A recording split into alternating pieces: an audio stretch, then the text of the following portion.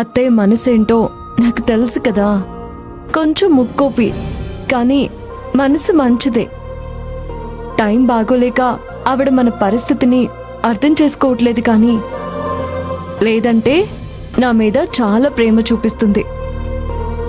ఏదో ఒక రోజు మనల్ని ఇంటికి పిలుస్తుంది అన్న నమ్మకం నాకుందండి. లేదు లక్ష్మి, ఆ నమ్మకం నాకైతే లేదు. ఇప్పటికీ గుళ్ళో నిన్ను నన్ను వేరు చేయడానికి అమ్మ మాట్లాడిన మాటలే నాకు వినిపిస్తున్నాయి. ఆ సంఘటన తలుచుకుంటుంటేనే నాకు చాలా కోపం వస్తుంది. సరే అయితే, మీ నమ్మకం మీది, నా నమ్మకం నాది. కానీ చివరికి నా నమ్మకమే గెలుస్తుంది. మీరు చూస్తూ ఉండండి. నీలాంటి మంచి మనసున్న అమ్మాయిని మా అమ్మ ఇప్పటికి కూడా ఎందుకు అర్థం చేసుకోలేకపోతుందో. ద్వేషిస్తున్న మనిషిని కూడా ప్రేమిస్తూ నువ్వు గొప్పదానివి అవుతున్నావు. ప్రేమించాల్సిన నిన్ను ద్వేషిస్తూ మా అమ్మ విలువ పోగొట్టుకుంటుంది. ఏంటో ఆ టైం ఎప్పటికి వస్తుందో, మా అమ్మ మన ఇద్దరిని ఎప్పటికి అర్థం చేసుకుంటుందో.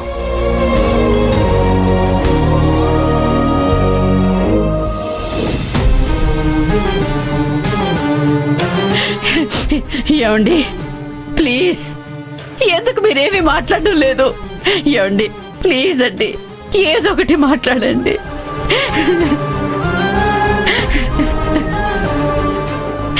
ఇదిగో, కావాలంటే కొట్టండి, నన్ను కొట్టండి, తిట్టండి, ఏదో ఒకటి మాట్లాడండి. ఇలా మాట్లాడకుండా మౌనంగా మాత్రం ఉండకండి. దయచేసి మాట్లాడండి, మాట్లాడండి. ఇంతవరకు నిన్ను కొట్టడానికి నేనెప్పుడూ చెయ్యెత్తలేదు, ఇక ఎప్పటికీ ఎత్తను. ఒకటి మాత్రం నిజం, నేను ఆ డబ్బుని దొంగిలించలేదు.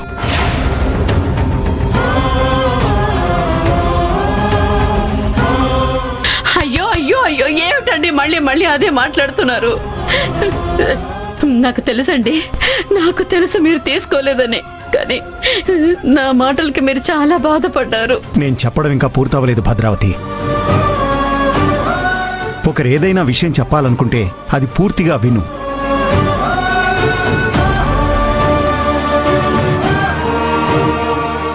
ఈ ఇంట్లో డబ్బు అవసరం ఎంతుందో నాకు బాగా తెలుసు.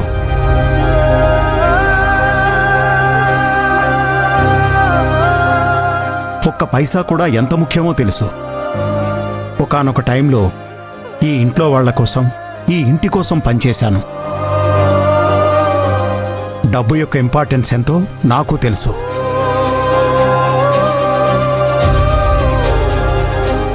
₹25,000 కష్టపడి సేవ్ చేసిన డబ్బు ఎలా పోయిందని బాధపడుతూ కూర్చోవడం కంటే ఆ 25,000 ఉంటే ఎంత హెల్ప్ అయ్యేది అని ఆలోచిస్తున్నాను.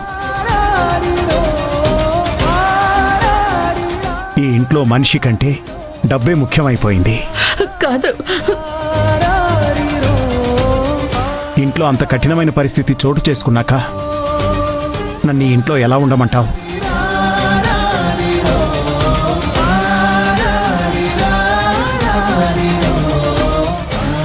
అందుకే ఒకటి డిసైడ్ అయ్యాను. ఆ 25,000 తీసుకొస్తాను.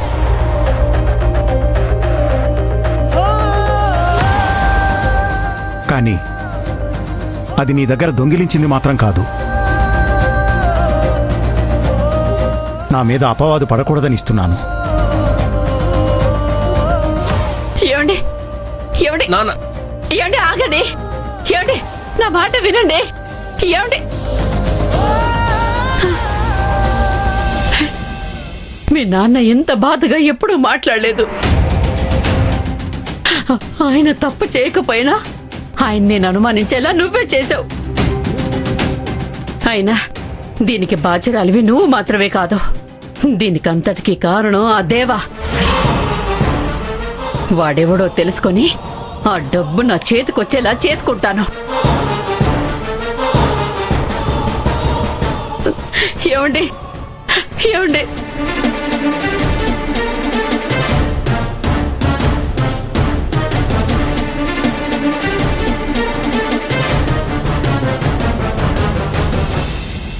ఏమండి అయ్యో అప్పుడే పడుకున్నారా? ఇప్పుడే కదా గదిలోకి వచ్చారు. మెలకుతోనే ఉన్నారా? ఇప్పుడే కదా వచ్చారు, అప్పుడే ఇలా నిద్రపోయారు అనుకున్నాను. అన్నట్టు మీతో ఒక విషయం చెప్పాలండి.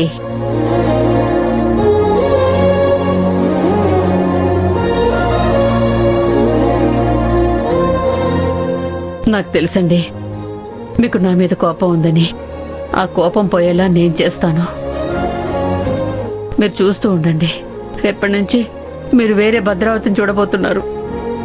ఇక్కడి నుంచి మిమ్మల్ని బాగా చూసుకుంటాను, మంచితనంలా ఉంటాను. నా నుండి మీరేం కోరుకుంటున్నారో అలాగే ఉంటాను. అంతేకాదు, మన పెద్ద కొడుకు హరి ఇంటికి వచ్చేలా చేసి వీలైనంత తొందరలో మీరు హ్యాపీగా ఉండేలా చేస్తాను.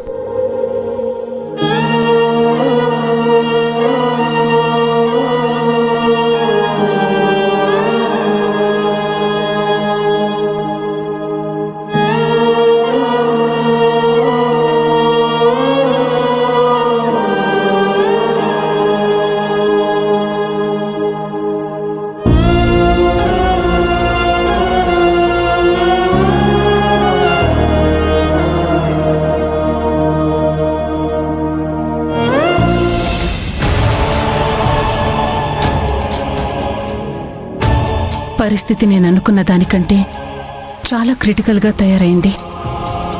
నాన్న చాలా సీరియస్ అయ్యారు. అది చూసి అమ్మ ఊరుకోదు. ఈ విషయం ఎక్కడితో వదిలేయాలి. ఏదో ఒకటి చేసి 25,000 తీసుకొచ్చి ఈ సమస్యకు ఒక పరిష్కారం చూడాలి.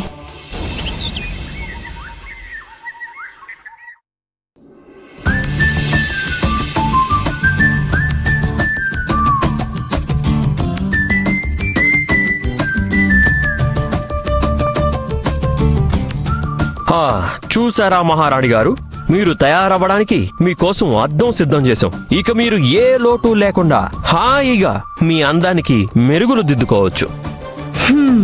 బాగానే ఏర్పాటు చేశారు, కానీ ఈ అద్దం ప్రజలు సురక్షితంగా బైక్ ని డ్రైవ్ చేయాలని పెట్టింది. ఇలా అలంకారాన్ని చూసుకోవడానికి బైక్ అద్దాన్ని తీసుకొస్తే రేపు మీరు డ్రైవింగ్ చేసేటప్పుడు వెనకొచ్చే వెహికల్ కనిపించక ప్రమాదం జరిగే అవకాశాలు ఎక్కువగా ఉన్నాయి. ఈ చిన్న లాజిక్ ఎలా మిస్ అయ్యారు? ప్రజల సురక్షితార్థం బైక్ పైన మరో మిర్రర్ ఉండడం జరిగింది. దాన్ని దృష్టిలో పెట్టుకునే ఈ మిర్రరు మీకోసం ఇలా ఏర్పాటు చేశాం. ఇక మీకు సంతోషమేనా? మీరు చేసిన ఈ ఏర్పాటుకి రాణివారు సంతృప్తి చెందారు. దానికి బహుమతిగా ఈ ఉంగరం ప్రసాదిస్తున్నాను. మహాప్రసాదం.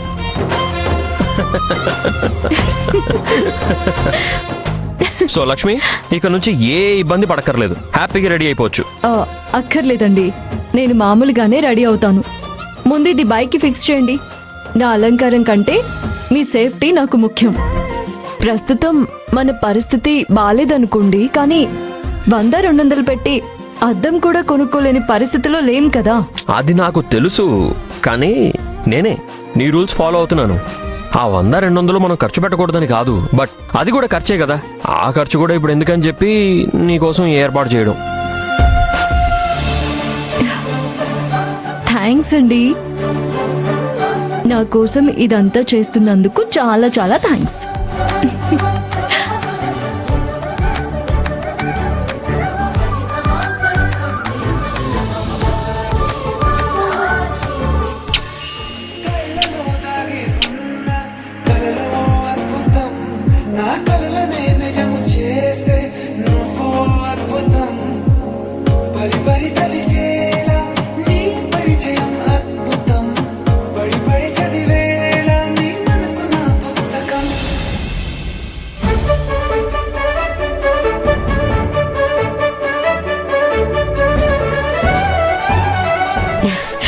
ఈరోజు మా ఆయనకిష్టమైన పూరి చేస్తున్నాను. ఈ పాటికి లేచి రెడీ అవుతూ ఉండుంటారు. నా మీద కోపం కొంచెమైనా తగ్గుంటుంది కదా. ఇప్పుడు ఈ పూరీలు చేస్తున్నానని తెలిస్తే గొడవంతా మర్చిపోయి నాకు పూర్తిగా దగ్గరవుతారు.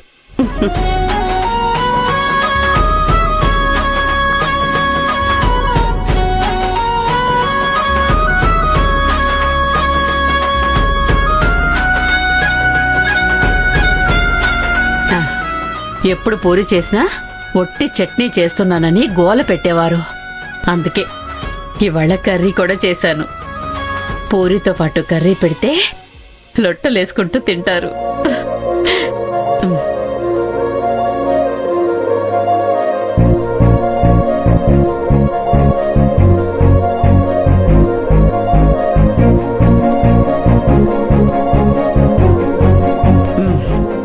వెళ్ళి పిలుద్దాం అనుకుంటే ఏనే వచ్చేస్తున్నారు. ఇప్పుడు వేడివేడిగా ఈ పూరి తీసుకెళ్ళిస్తే నా మీద కోపం అంతా మర్చిపోయి లొట్టలేసుకుంటూ తింటారు.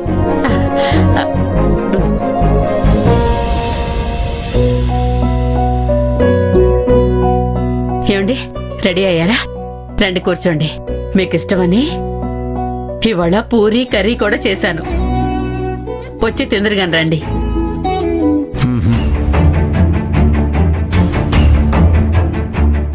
ఏమండి ఏమండి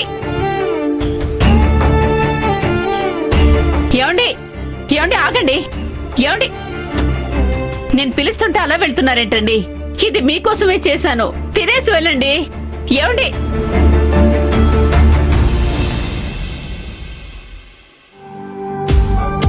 ఆ, లక్ష్మి, సాయంత్రం ఆఫీస్ నుంచి ఎర్లీగా బయలుదేరాలి. ఎందుకంటే ఈ రోజు నుంచే ట్యూషన్ స్టార్ట్ అవుతుంది. అవును, ఇంతవరకు పోస్టర్ చూసి ఒక్కరు కూడా కాల్ చేయడం కానీ ట్యూషన్ గురించి ఎంక్వైరీ చేయడం కానీ చేయలేదండి. మీరేమో క్లాసెస్ స్టార్ట్ చేయడానికి అర్లీగా ఇంటికి రమ్మంటున్నారు. ఓ, ఇంత అర్లీగా ఎవరు వచ్చుంటారు? నేను వెళ్ళి చూస్తాను.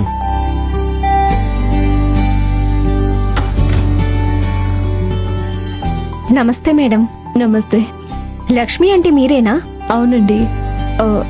ఇంతకీ మీరెవరు? నేను ఈ వీధి చివర్లో ఉంటాను. వీళ్ళు నా పిల్లలు. పాల కోసం పంపించినప్పుడు మీ ట్యూషన్ పోస్టర్ను చూసామని చెప్పారు.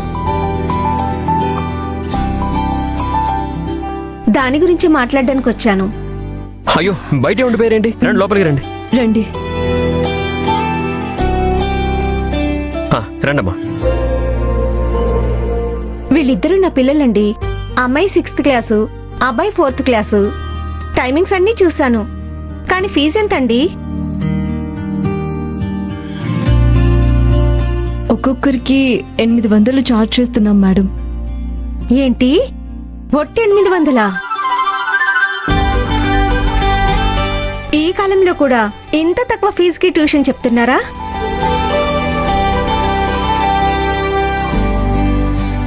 మీకు తెలీదనుకుంటా, మా పక్క వీధిలో ట్యూషన్ చెప్తున్నారు. ఒక్కొక్కరికి 2000 ఇచ్చేదాన్ని.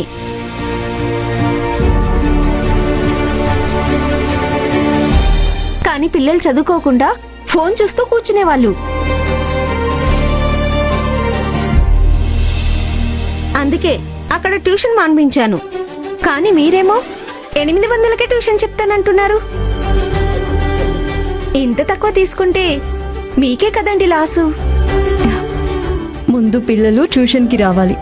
వాళ్ళకి టీచర్ నచ్చాలి. నా వల్ల 4 మార్కులు ఎక్కువ వస్తే ఆ తర్వాత ఫీజు గురించి ఆలోచిద్దాం అనుకున్నాను. మేము డబ్బుల కోసమే ట్యూషన్లు చెప్పడం లేదండి. నా వల్ల 4 పిల్లలకి మంచి జరిగినా సంతోషమే కదా. మీకు కష్టం కాకుండా మాకు లాస్ రాకుండా ఒక అమౌంట్ ఫిక్స్ చేశాము. ఇక రిజల్ట్ ఆ దేవుడికే వదిలేశాను. మీ మాటలు విని చాలా సంతోషం వేసిందండి.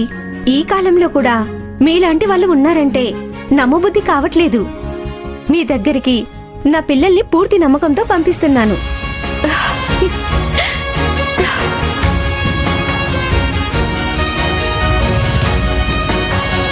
ఈరోజు సాయంత్రం నుంచే మా 2 పిల్లలు ట్యూషన్కి వస్తారు. అలాగే. స్కూల్కి సంబంధించిన లెసన్స్ అన్నీ చక్కగా చెప్తారని నమ్మకం ఉండేది. కానీ మీతో మాట్లాడాక పిల్లలకి సంస్కారం, పద్ధతి నేర్పిస్తారని నమ్మకం కుదిరింది.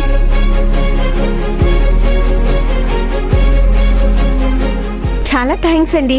మేం వెళ్ళొస్తాం. మంచిదండి. Bye teacher. పద నాన్న.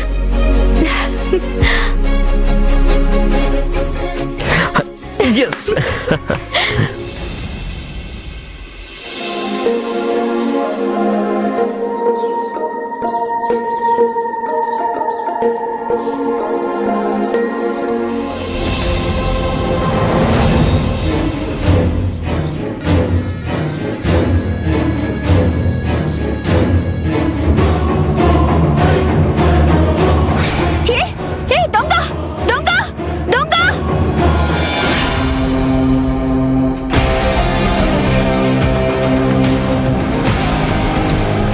కంగారు పడకండి, మీ పర్స్ సేఫ్గా ఉంది.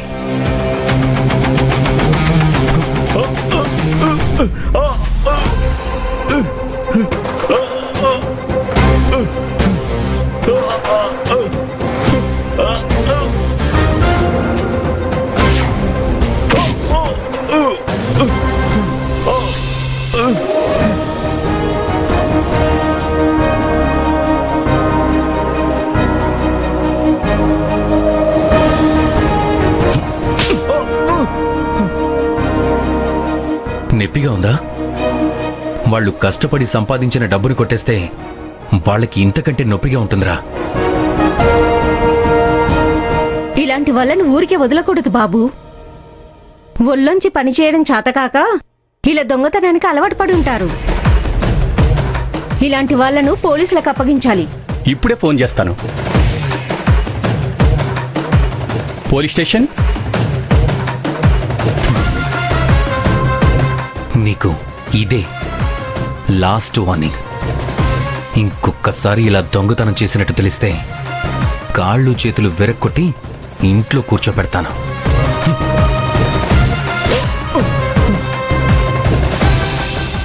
తీసుకోండి.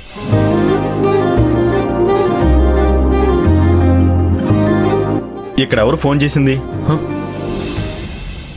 లేవరా, లేగు. వీడే సార్ ఆ దొంగ. ఇలా పట్టపగలే బస్టాండ్లో దొంగతనం చేస్తే మాలాంటి నార్మల్ పీపుల్ ఇబ్బంది పడతారు కదా సార్. కాస్త మీరు ఈ బస్టాండ్ వైపు ఓ లుక్ వేయండి సార్. తప్పకుండా.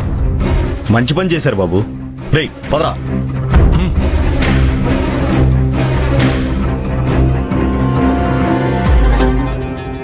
చాలా థ్యాంక్స్ అండి. సమయానికి వచ్చి నా పర్స్ కొట్టేయకుండా చూశారు. అయ్యో థ్యాంక్స్ ఎందుకండి, కోవర్కర్ కి ఈ మాత్రం హెల్ప్ చేయకపోతే ఎలా? ఏంటి, నేను మీ కోవర్కరా? మ్మ్. మిమ్మల్ని ఎప్పుడు చూడలేదే. ఆ, ఇంకా మనం కలిసి వర్క్ చేయలేదులేండి, ఇక మీద చేయబోతున్నాం. ఆ, నేను మీరు మా కంపెనీకి ఇంటర్వ్యూకి వచ్చారు కదా, అక్కడ చూశాను.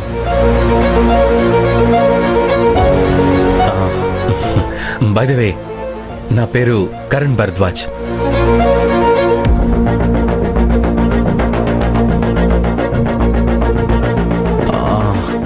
మీరు నా కంపెనీలోనే వర్క్ చేస్తున్నారు. మీరు నన్ను చూడలేదనుకుంటాను, బట్ మీరు నా టీంలోనే జాయిన్ అవ్వబోతున్నారు. ఆ విషయం మీకు తెలియదు అనుకోండి. ఎనీవే, మిమ్మల్ని ఇక్కడ ఇలా మీట్ అవుతానని అనుకోలేదు. నేను రావడం చాలా మంచి పని అయింది.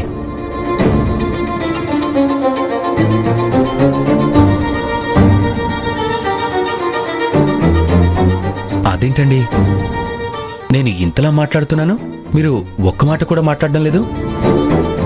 Everything okay? ఆ దొంగకి ఎంత ఇచ్చారు? వాట్? అంటే నిన్నటి నుంచి నన్ను ఫాలో అవుతున్నారన్నమాట.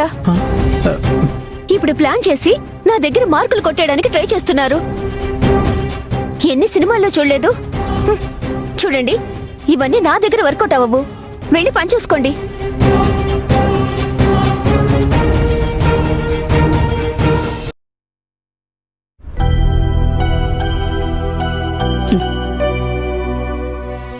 ఏంటి ఈ రోజైనా కాఫీ కూడా అడగలేదు? ఏమండి, కాఫీ ఏమండి?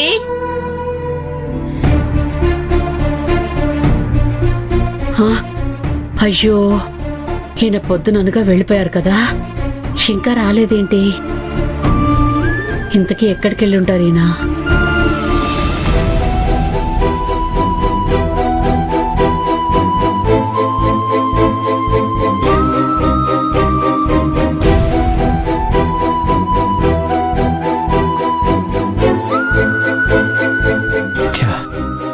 ఎవరూ ఉద్యోగం లేదంటున్నారేంటి?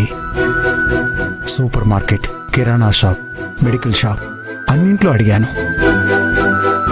అందరూ వేకెన్సీ లేదంటున్నారు. ఇంతకుముందు అకౌంటెంట్గా పనిచేసేవాణ్ణి. ఈ కంప్యూటర్ వచ్చాక ఆ జాబ్ని తీసేశారు. ఇప్పుడు ఏం చేయాలి?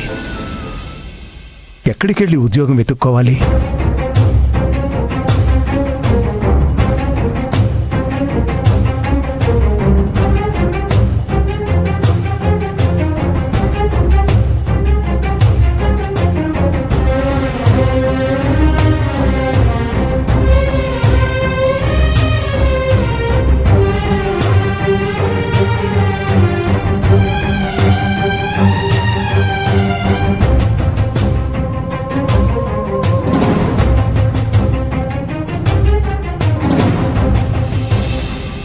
వీళ్ళెవరో పోస్టర్ అంటించారంటే పని ఉంటుంది. ఇప్పుడే వెళ్ళి కనుక్కుంటాను. నమస్కారం సార్. నమస్కారం. సేల్స్ మేనేజర్ కావాలని బోర్డు పెట్టారు. దయచేసి నన్ను నా ఉద్యోగంలోకి తీసుకోండి సార్. 100% మీకు న్యాయం చేస్తాను. ప్లీజ్ సార్, నాకు ఈ ఉద్యోగం చాలా ఇంపార్టెంట్. మీకు ఉద్యోగం ఇవ్వడం కుదరదండి. మేము వెతుకుతుంది యంగ్ పర్సన్ని. మీలాంటి వయసు అయిపోయిన వాళ్ళకి ఉద్యోగం ఇస్తే తరువాత మేము ఇబ్బంది పడాల్సి వస్తుంది. వెళ్ళిపోండి. అలా అనకండి సార్, ప్లీజ్ సార్. హే, ఒకసారి చెప్తే అర్థం కదా, బయటికెళ్ళు. అది కాదు సార్, ఈ ఉద్యోగం చాలా ఇంపార్టెంట్ సార్. హే, ఎలవయ్యా, వెళ్ళు. ఊరికే విసిగిస్తారు.